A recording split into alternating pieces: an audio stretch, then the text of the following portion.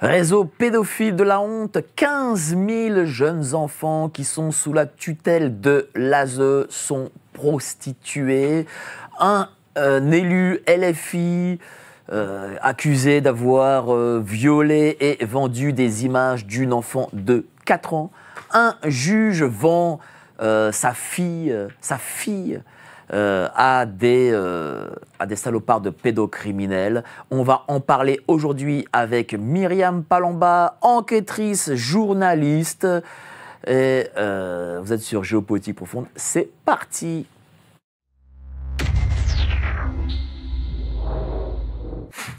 Bonsoir à tous, vous êtes sur Géopolitique Profonde, la chaîne qui est là pour remplacer les médias subventionnés. On va parler de pédocriminalité, spéciale pédocriminalité. C'est un sujet que les grands médias ne veulent pas parler. Je ne sais pas pourquoi. Est-ce que c'est tabou? Est-ce que les pédocriminels font partie d'un monde de pouvoir qui fait que voilà, c'est impossible de dire un mot ou deux sur eux? Eh ben, on va en parler ce soir et on va pas prendre de gants. Mais avant ça, n'oubliez pas, la lettre des Géopolitiques Profondes, elle est là, elle est présente, elle est entre mes mains. Vous cliquez sur le lien ci-dessous pour vous y abonner. Et allez-y, franchement, je vous la conseille. Salut ma chère Myriam. Rebonjour, t'étais sur GPT L'actu, maintenant tu es sur Géopolitique Profonde. T'as vu, on a fait le switch là. Ouais. Bon, incroyable. On a eu quand même 3 grandes nouvelles importantes cette semaine liées à la pédocriminalité. Première, 15 000 enfants prostitués alors qu'ils sont sous la tutelle de l'ASE, c'est-à-dire l'aide sociale à l'enfance. Deuxième chose, cet élu LFI qui était dans les mouvements LGBT, machin, bon bref. Pierre-Alain Coutinho. Voilà, qui violait et filmait une enfant de 4 ans, et ce juge qui donnait, un peu, si je puis dire, sa jeune fille à ses amis. Alors, ces 3 faits, peut-être que, bon, je ne crois pas qu'ils soient marginaux. Je trouve qu'on a de plus en plus, on en entend de plus en plus parler. Toi, qu'est-ce que tu as envie de dire? Déjà, c'est vrai que moi, je suis très surprise que ça soit un sujet tabou en France et d'une manière générale un peu partout, parce que s'il y a bien un problème dont on doit tous parler et tous s'accaparer, c'est bien la pédocriminalité. Donc ça déjà, c'est un truc, je ne comprends pas qu'on ne puisse pas en parler et que dès que vous essayez, vous rentrez dans la théorie du complot. Moi, je me souviens, bon, on ne va pas revenir là-dessus, mais j'avais parlé d'un documentaire qui avait été fait par Madame Élise Lucet dans les années 2000. Qui s'est déjugée toute seule, d'ailleurs. Voilà, qui parlait de la pédocriminalité et plus particulièrement du pédosatanisme. Un documentaire qui, à l'époque, avait été diffusé sur France 2, voilà, il y avait même une procureure qui depuis d'ailleurs s'est fait écarter du ministère de la Justice. Il y avait des psychologues, on en parlait librement. Et quand j'ai parlé de ce documentaire et que d'ailleurs je l'ai posté sur mes réseaux sociaux parce qu'en plus il a disparu des archives de l'INA. Il a disparu ? Oui, il a disparu des archives de l'INA, ce documentaire. Eh bien, par exemple, quelqu'un comme Madame Lucet, qui pourtant est une grande investigatrice, qui n'hésite pas à aller invectiver des Jean-Michel Blanquer, etc., a dit sur l'antenne Sud Radio, quand on l'a interrogée et qu'on lui a dit « Oh, Myriam Palamba, vous avez vu, elle a ressorti votre documentaire pour justifier certains propos complotistes », elle s'est déchargée en disant « Ah non, mais moi, ce documentaire, c'est pas moi qui l'ai fait. » Alors bon, elle était présentatrice de l'émission, enfin, forcément, elle avait un statut de rédactrice en chef. Et aujourd'hui, voilà, il y a un vrai problème sur ce sujet. Regarde Sound of Freedom. Franchement, quand on a vu le film, il n'y a rien de complotiste. Moi, j'ai même été limite déçue par ce film, puisque finalement, il révèle rien du tout, ce film. Et puis, enfin, je veux dire, il y a vraiment, on parle pas, des élites, on parle pas de rien, on parle juste de réseaux entre les États-Unis et le Mexique, etc., comme on aurait pu parler des réseaux de drogue. Et pourtant, tout de suite, ça a été vilipendé parce que, effectivement, l'acteur a parlé un peu plus sur les réseaux sociaux, mais au fond, ce film n'avait rien de complotiste. Et dès que vous abordez ce sujet-là, eh bien, vous êtes taxé de complotisme. Et ça, c'est assez terrible. Et là, sur le fait particulier de ces 15 000 enfants prostitués... Alors, on va en parler, mais j'avais une question à te poser d'abord. Je voudrais sortir un de tes tweets. Tu as dit hier... Quand j'ai voulu aborder la pédocriminalité dans le showbiz et les élites politiques, je me suis pris des insultes, du harcèlement. Je ne validais pourtant rien. Je disais juste qu'il n'était pas dément d'enquêter sur des sujets aussi fous, puissent-ils paraître ne serait-ce que pour vérifier leur véracité. Je croyais que c'était le boulot de tout journaliste. Bref, tout commence à sortir et on n'est pas au bout de notre surprise. Là, tu parlais de P. Diddy, mais bon, c'est quand même quelque chose de global. Et ça, tu l'as dit hier, et en effet, tu vois que quelque chose qui a trait aux enfants, où derrière, c'est pas forcé qu'il y ait des showbiz et des politiques, mais bon, il peut en tout cas y avoir, eh bien, là, tout de suite, c'est blackout, omerta. Omerta. Et même vis-à-vis même tes collègues, eux, pouf, ils n'en parlent pas. C'est-à-dire que je pense aussi qu'il y a le fait qu'il y a des choses qui paraissent, même moi, quand je me suis un peu penchée sur la question, il y a des choses qui sont tellement inimaginables que c'est difficile à croire. Et je peux comprendre que certaines personnes, tout de suite, c'est fou furieux, ces gens-là. Quand on voit l'affaire P. Diddy aujourd'hui, franchement, elle est juste incroyable, parce que là, en plus, ça sort. Là, il y a l'un des procureurs du Texas qui a parlé hier et qui dit qu'il va sortir des noms. Alors bon, j'attends de voir, parce qu'on attend toujours aussi les noms de la liste d'Epstein. Mais effectivement, il parle qu'il y a des gens très connus dans ce réseau-là. Il parle, il y a je ne sais plus combien de plaintes, il y a 120 nouvelles accusations contre P. Diddy. On sait même qu'il y a une enfant qui a été droguée avec des médicaments pour chevaux pour être violée et torturée chez P. Diddy par la suite. Donc voilà, il y a plein de choses qui sortent aujourd'hui, mais c'est vrai que déjà en France, on en parle très peu. Et moi, je suis ravie, qu'on parle de voilà l'ASE. Ton tweet. Ouais. Tout le monde te tweet, voilà. Le tweet que tu as fait hier pour dénoncer justement le fait que personne n'en parle. Personne n'en parle. Et je vous dis, quand il y a quelqu'un comme Élise Lucet qui revient sur une émission qu'elle avait faite et préparée avec toutes ses équipes, c'est qu'il y a bien un problème. Et je crois aussi que le problème va plus loin.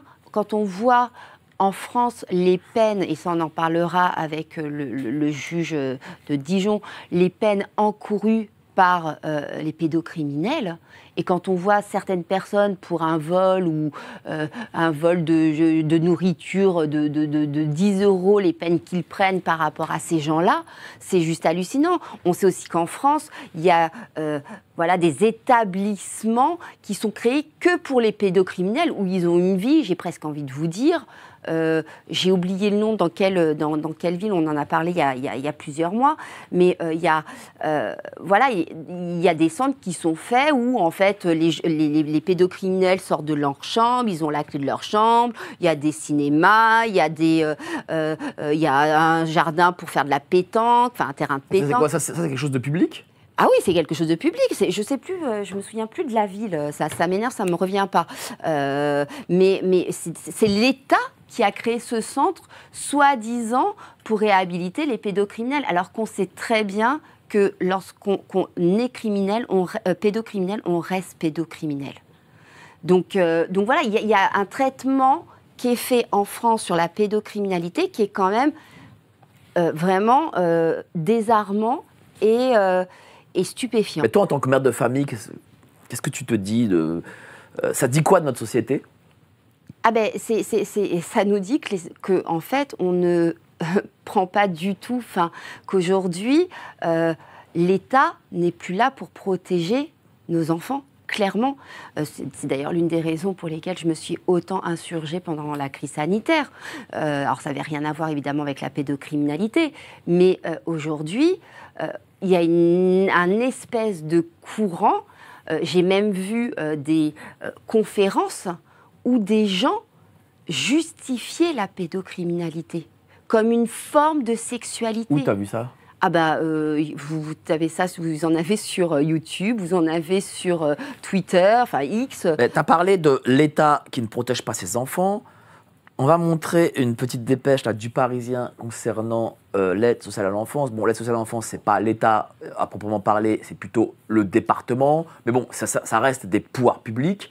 On apprend que devant l'aide sociale à l'enfance, qui est donc pouvoir public, des proxénètes rôdent devant les foyers. Et on apprend de cet article du Parisien que 15 000 enfants sous la tutelle de l'aide sociale à l'enfance sont prostitués. Ouais. C'est terrible.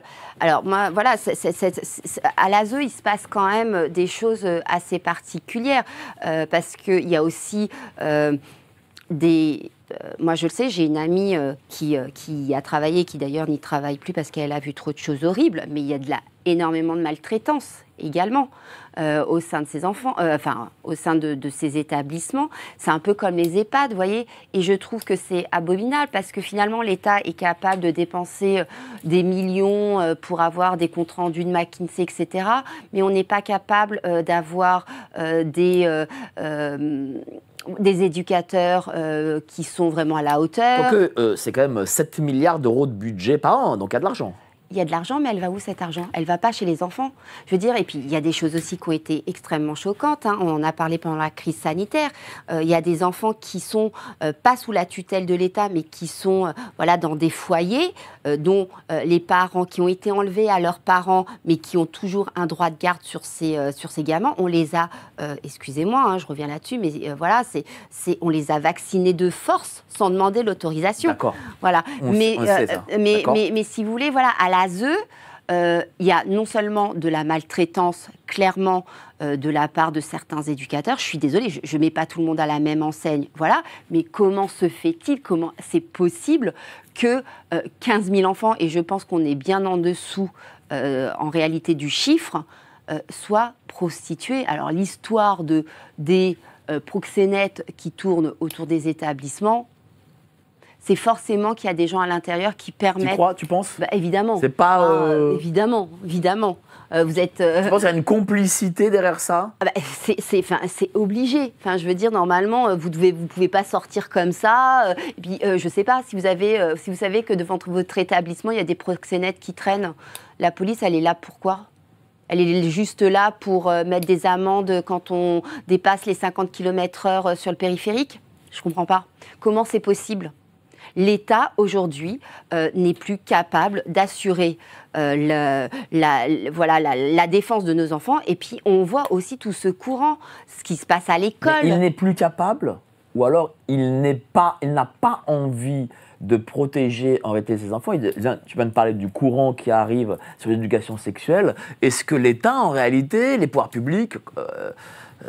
c'est-à-dire que les gens qui composent ces pouvoirs publics, eux-mêmes sont dans ce courant pro-pédocriminel, c'est-à-dire qu'ils veulent imposer une idéologie, et en fin de compte, c'est pas fait exprès. Alors, c'est cette espèce, vous savez, ça fait partie de tout ce truc-là de wokisme, en fait. Et en plus, je pense que d'ailleurs, le wokisme fait encore plus de mal, rend les gens encore plus homophobes qu'ils ne le sont. Très sincèrement. Mais effectivement, on est dans cette mouvance où, par exemple, on va aujourd'hui donner des livres hyper sexualisés à étudier à des lycéens. Il y a un bouquin qui s'appelle « Le Club des enfants perdus », où je peux vous donner des extraits. Vas-y. Ah bah mince, je l'ai perdu. Donc, c'était le club des enfants perdus. Hein, voilà, et en fait, on vous parle, on raconte, dans le narrateur dit « Oh, bah, je bande tant », voilà, il raconte des actes sexuels juste hallucinants. Moi, je sais pas, à mon époque, alors je suis peut-être devenue réactionnaire ou je ne sais pas quoi, mais moi, à mon époque, je suis désolée, je lisais pas ce genre de choses. Je lisais Une vie de Maupassant, voilà, on nous a étudié du Molière. Ça y est, je l'ai retrouvé. Je l'ai retrouvé le passage. Alors, attendez, est-ce que je vais réussir? Tac. Nous n'en parlons jamais, mais j'imagine qu'elle partage mon ambivalence et qu'elle se réjouit de notre entente sexuelle tout autant qu'elle aspire au changement. Défonce-moi, suce tes doigts, je bande comme un fou. Donc, qu'est-ce qu'il y a d'autre? Enfin, vous voyez le genre, hein, j'ai pas le temps de... Mon gland cogne déjà contre je ne sais plus quoi, une probérance crénelée, alors évidemment crénelée, hein, ça fait un nouveau vocabulaire à apprendre aux gamins, et spongieuse, hein, bah voilà. Donc c'est le genre de bouquin qu'on fait lire aux lycéens. Et après, on va vous faire toute une théorie sur, oui, il faut lutter contre la pornographie, nanani, nanana. Il faut quand même savoir que tout le budget, moi c'était une info que j'avais sortie, que tout le budget qui avait été alloué à la lutte contre la pornographie sur les mineurs, sur les réseaux sociaux, il y avait un organisme d'État qui s'occupait ça, a été en 2021, totalement transféré sur la communication LGBT. Ah bon? Voilà. Donc, en fait... C'est-à-dire que tout ce qui était, qui permettait d'enquêter sur la pornographie, de révéler ces choses-là. On sait combien c'était? Quelle somme c'était? Non, j'avais pas le montant, mais c'était assez énorme. Voilà. D'accord. Et du coup, ça a été transféré parce qu'il fallait faire des affiches partout en France où on voyait mon fils, mon petit-fils est un arbre, je suis super contente qu'il soit un arbre. Je caricature. Du coup, à un moment donné, il faut se dire les choses. C'est que, en fait, souvent, les gens nous disent, oui, l'État n'est pas capable n'est pas capable de ci, de ça. Moi, je me pose de plus en plus la question si, en réalité, les pouvoirs publics ne font pas les choses sciemment. Ah ben, là, on a une ministre de l'Éducation nationale qui vient de dire que oui, l'éducation sexuelle était une priorité. On avait déjà eu le fameux ministre j'ai oublié le nom là, comment il s'appelle, celui qui était complètement woke, qui mettait ses enfants. Pape Ndiaye. Voilà, qui en avait fait une priorité. Non mais attendez, le niveau des enfants à l'école n'a jamais été aussi bas et on fait une priorité. Et puis je suis désolée, c'est pas à eux de faire qu'on leur apprenne la biologie, etc. Je veux bien. Bien sûr, mais que des enfants soient prostitués de l'ASE, qu'est-ce que ça veut dire? Ça veut dire quoi? Ça veut dire qu'on aura déjà 15 000 victimes. Est-ce que parmi ces 15 000 enfants, tous arriveront à être majeurs? C'est ça aussi la question. Et comment ces 15 000 enfants vont-ils grandir? Est-ce qu'ils n'auront pas des séquelles? Est-ce que ce pas des enfants qui vont finir par être enlevés et peut-être assassinés? Mais déjà, vous savez, quand vous arrivez à l'ASE, les enfants qui arrivent à l'ASE sont déjà des enfants qui sont dans une souffrance importante. C'est des enfants, en fait, quand vous arrivez à l'ASE, c'est soit que vous avez été abandonné, soit vous avez été maltraité, soit vous avez été violé, soit il y a eu de l'inceste. Donc vous imaginez déjà psychologiquement dans quel état sont ces enfants. Et de les voir aujourd'hui, de savoir que, en plus de ça, se rajoute de la prostitution, mais comment croyez-vous que ces enfants vont finir? Ils ne peuvent pas finir correctement. Mais c'est une honte. C'est vraiment une honte. Et c'est pour ça que quand j'entends tous ces politiques faire des leçons de morale et nous lutter, je suis profondément, en tant que maman, choquée. Et justement, je vais vous raconter une petite anecdote. J'ai mon fils qui m'a posé, mon fils de 12 ans, qui est donc en 5e, qui m'a posé des questions d'ordre sexuel. Et j'ai pas encore fait la démarche, mais je pense que je vais faire la démarche. Moi, ça me dérange pas. Voilà, je trouve ça plutôt sain que il me demande des choses, mais c'est à moi de faire son éducation et de lui expliquer qu'il y a peut-être des choses aussi qui sont un peu trop tôt. Vous voyez? D'accord. Mais je me demande dans quelle mesure ces mots-là qu'il m'a demandé. Mais pourquoi il t'a posé ces questions? C'était pas à l'école. Et je me suis demandé, et c'est ça que je vais me renseigner, si c'était pas dans le cadre de cette fameuse démarche d'éducation sexuelle à l'école. D'accord. Voilà. Et je crois qu'aujourd'hui. Est-ce que sans révéler la question, mais est-ce que c'était une question de nature, on va dire, comme on fait quand on est môme, on pose ces questions un peu naturellement, comme on fait les bébés, machin, ou est-ce que c'était une question qui allait un peu dans le graveleux? Non, c'était graveleux. C'était graveleux? Ouais. Enfin, graveleux. Mais graveleux par rapport à un enfant de 12 ans. Pour moi, c'était graveleux en tant que maman. Et puis, pour un enfant de 12 ans, voilà. C'est-à-dire que toi, quand tu avais 12 ans, tu n'aurais pas pu poser cette question-là, en fait? Non. Bah, je savais même pas que ça Même en existait. tant que fille. Voilà, je savais même pas que ça existait, donc vous voyez. Mais bon, après, voilà, il y a aussi, faut faire aussi attention à ce que les enfants disent, à ce que les enfants regardent. Et moi, je fais très attention à ce que mes enfants regardent sur. Déjà, ils n'ont pas accès aux réseaux sociaux, ça c'est sûr. Mais bon, je fais extrêmement attention à ce qu'ils regardent à la télé et sur YouTube. Mais bon, pour revenir au problème de l'ASE, enfin, je veux dire, c'est quand même, enfin, un truc incroyable. Qu'est-ce qui va se passer maintenant qu'on a révélé ça ? Qu'est-ce qui va se passer ? Ben, je remarque que ça n'a pas fait un grand scandale. Non, ça n'a pas fait un grand scandale. Ça n'a pas, je veux dire, on n'en a pas parlé à l'Assemblée nationale. Ah, ça... Ça, on n'a pas fait une minute de silence. Hein. On n'a pas, personne, aucun parti politique n'a récupéré le sujet. Je suis désolée, c'est juste effroyable. Comment tu l'expliques ça ?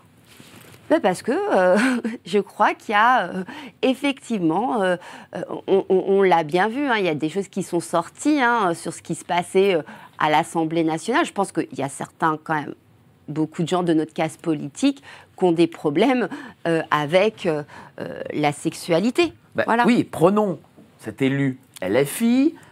Alors, tiens, raconte-nous cette histoire. Alors oui, Pierre Alain Coutinho, qui est un ancien...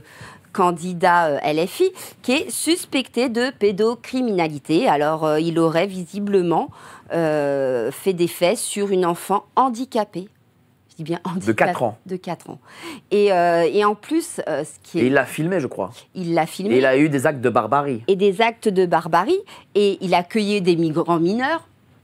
Voilà, donc ça aussi, hein, c'est LFI, c'est voilà, des enfants placés à l'ASE chez lui aussi, et il gérait une association de droits LGBT. Et le procureur de Loire-Atlantique a dit que en fait, ils avaient effectivement des cassettes filmées et diffusées, qui avaient été diffusées sur Internet, et que ces actes pédocriminels étaient même sur la messagerie Telegram. Voilà. Et que cet ancien élu avait été interpellé et avait reconnu les faits. C'est des gens comme ça qui sont des anciens candidats LFI. Comment c'est possible ? On ne fait pas d'enquête, en fait ? Mais quoi ? Est-ce que c'était un réseau ? On ne sait pas encore. On ne sait pas encore, mais si vous voulez, les réseaux en France, il y en a beaucoup, mais il y en a, en fait, les réseaux pédophiles, c'est très compliqué parce que, en plus, ils s'incrustent partout. Ils s'incrustent, alors c'est là qu'on va me traiter de complotiste, mais ils s'incrustent dans le cercle, dans les ministères de la justice. Ils s'incrustent partout dans les sphères de l'État. Tu sais que j'ai eu Laurence Beneux, que tu dois connaître, journaliste, Europe 1, Paris Match, François, etc. On a fait une émission ensemble sur le lobby pédocriminel, et elle m'a expliqué comment, mine de rien, nombre de leurs visions idéologiques ont réussi à pénétrer le législateur, en fait. Il faut savoir que le commerce sexuel des enfants rapporte plus que le commerce de la drogue.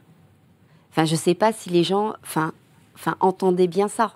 Il y a un commerce. Des gens se font de l'argent. Et des gens aussi à des niveaux haut placés.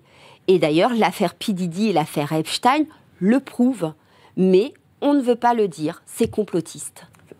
La drogue, c'est quand même des centaines de milliards de dollars par an. Ouais, mais le commerce pédocriminel rapporte plus. Alerte Info. Géopolitique profonde prend sa place dans le paysage médiatique français. Bonsoir à tous, vous êtes sur Géopolitique profonde, la chaîne qui est là pour remplacer les médias subventionnés. On investit maintenant la rue. Et on veut vous entendre. Le gouvernement de M. Macron nous a obligés et nous a enfermés chez nous. Mais on a besoin de votre soutien. Alors cliquez sur le bouton j'aime pour nous soutenir.